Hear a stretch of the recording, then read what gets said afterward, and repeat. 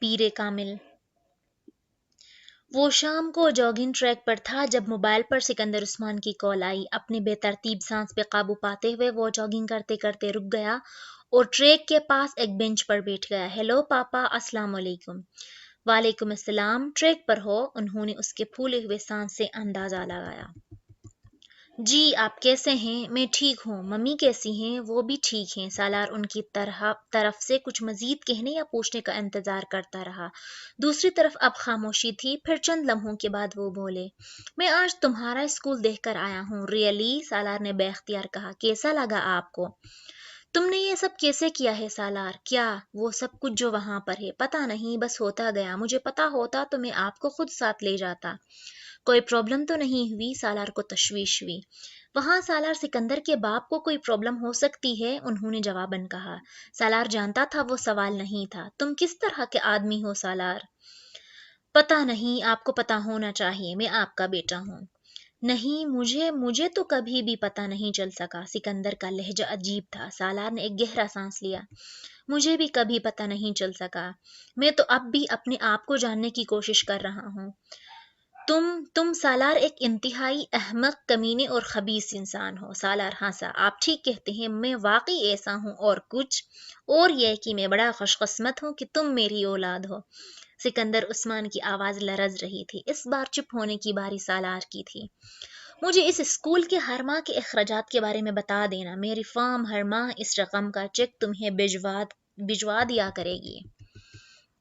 اس سے پہلے کہ سالار کچھ کہتا، فون بند ہو چکا تھا۔ سالار نے پارک میں پھیلی تاریکی میں ہاتھ میں پکڑے موبائل کی اسکرین روشن ہوتے دیکھا۔ پھر جاگنگ ٹریک پر لگی روشنیوں میں وہاں دوڑتے لوگوں کو کچھ دور، وہ وہیں بیٹھا خالی ذہنی کے عالم میں ان لوگوں کو دیکھتا رہا۔ پھر اٹھ کر لمبے لمبے ڈگ بھرتے ہوئے ٹریک پر آ گیا۔ رمشا سے سالار کی پہلی ملاقات لاہور آنے کے 1 سال بعد ہوئی تھی۔ وہ لندن اسکول آف اکنامکس کی گریجویٹ تھی اور سالار کے بینک میں اس کی تعیناتی ہوئی تھی۔ اس کے والد بہت عرصے سے اس بینک کے کسٹمرز میں سے تھے اور سالار انہیں ذاتی طور پر جانتا تھا۔ رمشا بہت خوبصورت، ذہین اور خوش مزاج لڑکی تھی اور اس نے وہاں آنے کے کچھ عرصے کے بعد ہی ہر ایک سے خاصی بے تکلفی پیدا کر لی تھی۔ ایک کولیگ کے طور پر سالار کے ساتھ بھی اچھی سلام دعا تھی اور کچھ اس کے والد کے حوالے سے بھی وہ اس کی خاصی عزت کرتا تھا۔ بینک میں کام کرنے والی چند دوسری لڑکیوں کے نسبت رمشا سے اس کی کچھ زیادہ بے تکلفی تھی۔ لیکن سالار کو قطعی اندازہ نہیں ہوا تھا کہ کس وقت رمشا نے اسے کچھ زیادہ سنجیدگی سے لینا شروع کر دی۔ وہ سالار کا ضرورت سے زیادہ خیال رکھنے لگی تھی۔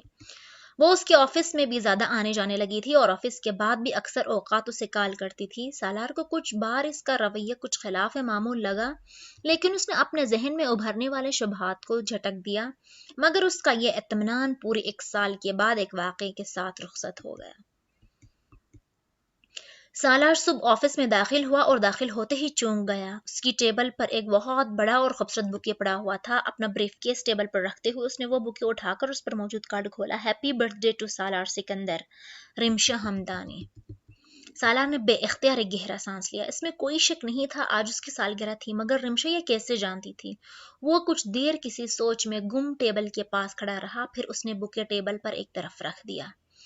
اپنا کوٹ اتار کر اس نے ریوالونگ چیئر کی پشت پر لٹکایا اور چیئر پر بیٹھ گیا۔ بوکے کے نیچے ٹیبل پر بھی ایک کارڈ پڑا ہوا تھا۔ اس نے بیٹھنے کے بعد اس کارڈ کو کھولا۔ چند لمحے تک وہ اس میں لکھی ہوئی تحریر پڑھتا رہا، پھر کارڈ بند کر کے اس نے اپنی دراز میں رکھ دیا۔ وہ نہیں جانتا تھا اس کا کارڈ اور بوکے پر کس رد عمل کا اظہار کرے۔ چند لمحے وہ کچھ سوچتا رہا، پھر اس نے کندھے جھٹک کر اپنا بریف کیس کھولنا شروع کر دیا۔ وہ اس میں سے اپنا لیپ ٹاپ نکال کر بریف کیس کو نیچے کارپیٹ پر اپنی ٹیبل کے ساتھ رکھ رہا تھا جب رمشا اندر داخل ہوئی۔ ہیپی برتھ ڈے سالار، اس نے اندر داخل ہوتے ہی کہا۔ سالار مسکرایا، تھینکس۔ رمشا اب ٹیبل کے سامنے پڑی کرسی کھینچ کر بیٹھ رہی تھی جبکہ سالار لیپ ٹاپ کو کھولنے میں مصروف تھا۔ بوکے اور کارڈ کے لیے بھی شکریہ، یہ ایک خوشگوار سرپرائز تھا، سالار نے بات جاری رکھتے ہوئے کہا۔ وہ اب اپنا فون لیپ ٹاپ کے ساتھ अटैच करने में मसरूफ था। मगर तुम्हें मेरी बर्थडे के बारे में कैसे पता चला? वो पूछे बगैर नहीं रह सका। जनाब, ये तो मैं नहीं बताऊंगी, बस पता चलाना था, चला लिया, रिमशा ने शगुफ्तगी से कहा। और वैसे भी दोस्त आपस में यह सवाल नहीं करते। अगर दोस्तों को ऐसी चीजों का भी पता नहीं होगा तो फिर वो दोस्त तो नहीं हुए।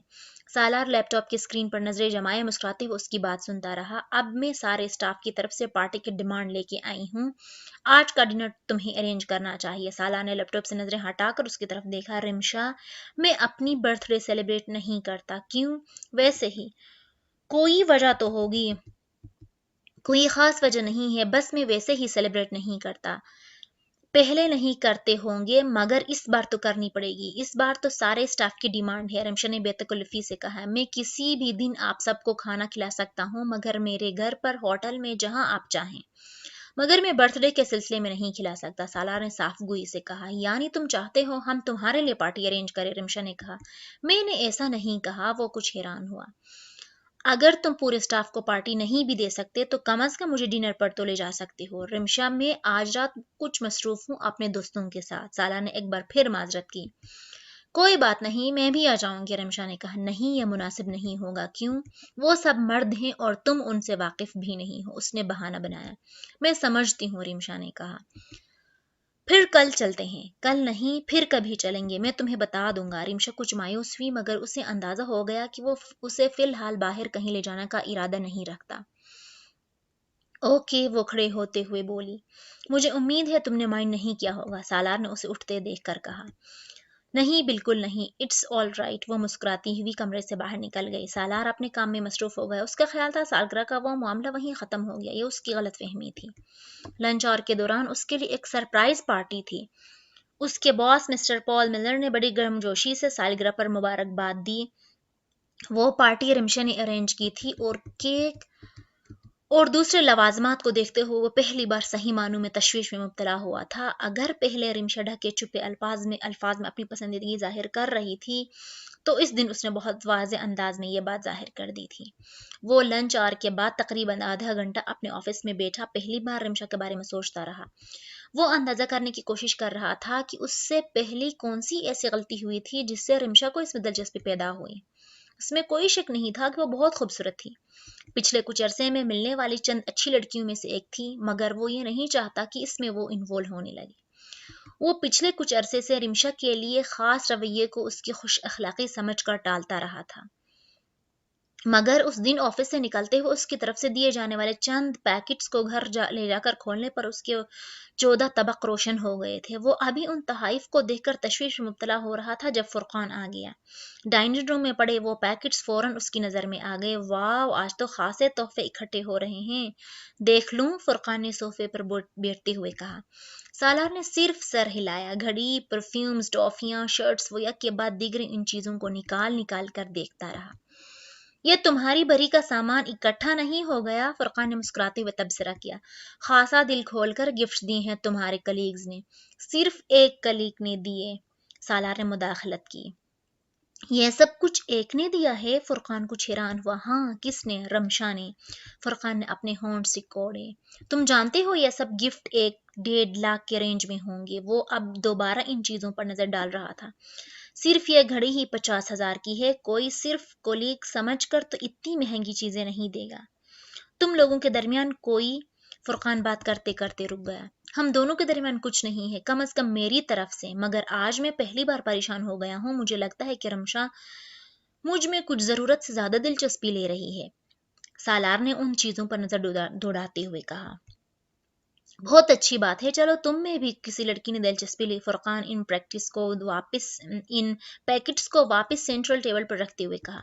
वैसे भी तुम बहुत कमारे रह लिए, लगे हाथों इस साल ये काम कर लो।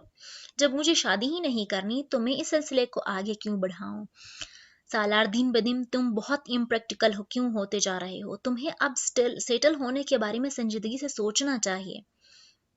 हर लड़की से कब तक इस तरह भागते फिरोगे? तुम्हें अपनी एक फैमिली शुरू कर लेनी चाहिए। रिमशा अच्छी लड़की है, मैं उसकी फैमिली को जानता हूँ। कुछ मॉडर्न जरूर है मगर अच्छी है।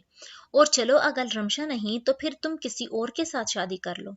मैं इस सिलसिले में तुम्हारी मदद कर सकता हूँ। तुम अपने पेरेंट्स की मदद ले सकते हो, मगर अब तुम्हें इस मामले के बारे में संजीदगी से सोचना चाहिए। تمہیں ان تمام باتوں کے بارے میں غور کرنا چاہیے اور کم از کم دوسرے کی بات پہ کچھ کہہ ضرور دینا چاہیے۔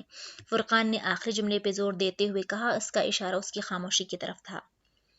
اس سے دوسرے کو یہ تسلی ہو جاتی ہے کہ وہ کسی مجمع کے سامنے تقریر نہیں کرتا رہا۔ فرقان نے کہا، تم کبھی اپنی شادی کے بارے میں سوچتے نہیں ہو؟ کون اپنی شادی کے بارے میں نہیں سوچتا؟ سالار نے مدھم آواز میں کہا، میں بھی سوچتا ہوں، مگر میں اس طرح نہیں سوچتا جس طرح تم سوچتے ہو۔ چائے پیو گے؟ آخری جملے کے بجائے تمہیں کہنا چاہیے تھا کہ بکواس بند کرو، فرقان نے ناراضی سے کہا۔ سالار نے مسکرا کر کندھے اچکا دیے، وہ اب چیزیں سمیٹ رہا تھا۔ رمشا نے حیرانی سے اپنے سامنے پڑے ان پیکٹس کو دیکھا، لیکن سالار، یہ سب چیزیں تمہارے برتھ ڈے گفٹ ہیں۔ سالار اگلی صبح ایک ٹائی چھوڑ کر تمام چیزیں واپس اٹھا لایا تھا اور اب وہ رمشا کے آفس میں تھا۔ میں کسی سے اتنا مہنگا تحفہ نہیں لیا کرتا، ایک ٹائی کافی ہے۔ سالار، میں اپنے فرینڈز کو اتنے ہی مہنگے گفٹ دیتی ہوں، رمشا نے وضاحت کی کوشش کی۔ یقیناً تم دیتی ہوگی، مگر میں نہیں لیتا۔ اگر تم نے زیادہ اصرار کیا تو میں وہ ٹائی بھی لا کر تمہیں واپس دے دوں گا، سالار نے کہا اور اس کے جواب کے انتظار کیے بغیر کمرے سے نکل آیا۔ رمشا پھیکے چہرے کے ساتھ اسے کمرے سے نکلتا دیکھتی رہی۔